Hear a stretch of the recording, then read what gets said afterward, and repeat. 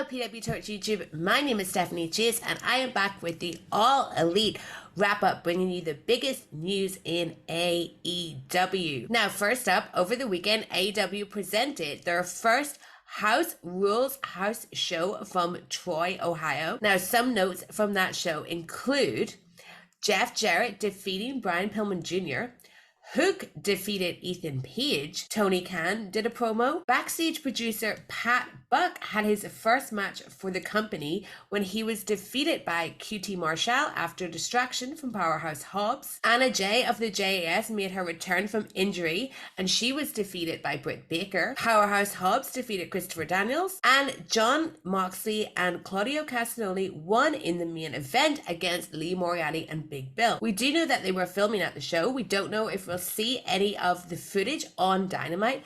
However, Tony Khan did put out a tweet on Monday where he said that the Butcher and the Blade attacked Orange Cassidy and Darby Allin after the show, and they then issued a challenge for Dynamite, which will see the Butcher, the Blade, and Kip Sabian take on the team of Orange Cassidy, Darby Allin, and Sting. Now, he may have wrestled on House Rules, but Christopher Daniels works more as AEW's head of talent relations right now, and he recently spoke to Wrestling Inc. about AEW's relationship with AAA in Mexico. He said that the relationship between the two companies is good at the minute and pointed to a recent meeting between Tony Khan and Conan. Daniels said, Tony Khan and Conan had a meeting and tried to suss all that out, and I feel like we're in a good position.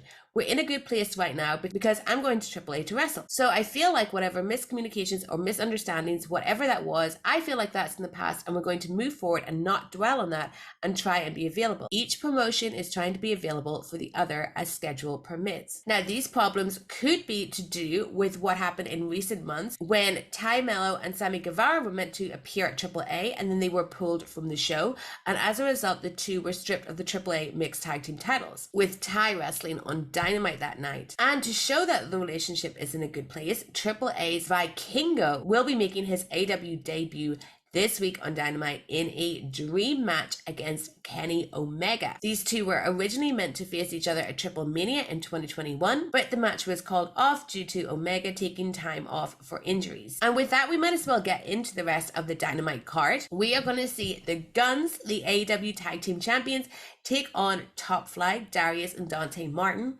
Of course, you've got Kenny versus Vikingo.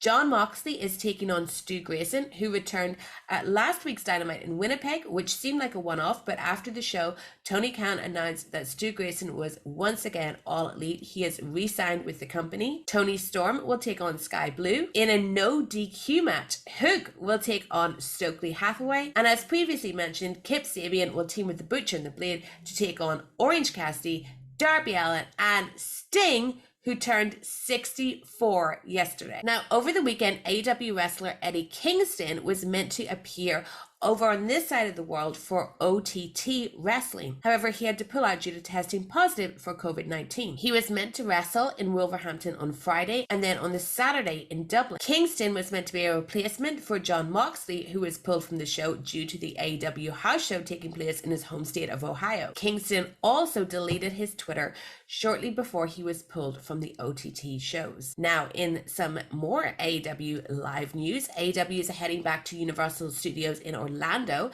They will return to Soundstage 19 at Universal Studios on Friday, March 24th for a 4-hour long taping of AEW Dark. Tickets are on sale for that now, starting at $20, and this will actually be the first time that AEW has charged for these Dark tapings in Orlando. Former WWE superstar Nia Jax took part in a virtual signing over the weekend. She was released by WWE in November 2021. She did come back from the Royal Rumble, but that turned out not to be a permanent thing, and during this virtual signing, she was asked if she'd be interested in joining AEW. Jax said, I actually would. I keep getting asked that question. I usually say no, but I actually would. I'm really good friends with Saraya. I love what she's doing there. I recently met Nyla Rose. It would be kind of cool and add something different. Now, we have some good news for AEW Rampage because the numbers are in for the March 17th edition of the show, courtesy of WrestleNomics, and it drew 474,000 viewers.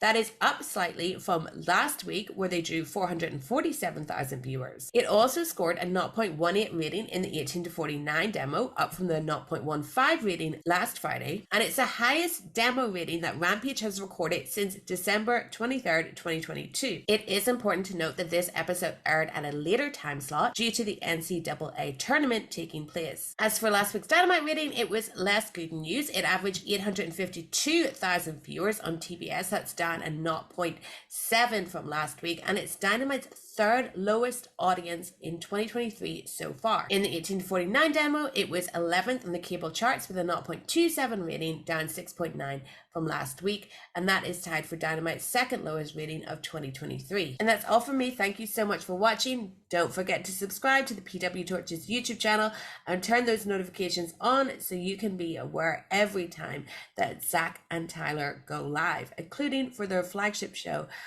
on Thursday, talking all about AEW Dynamite and what is happening in WWE on the lead up to WrestleMania.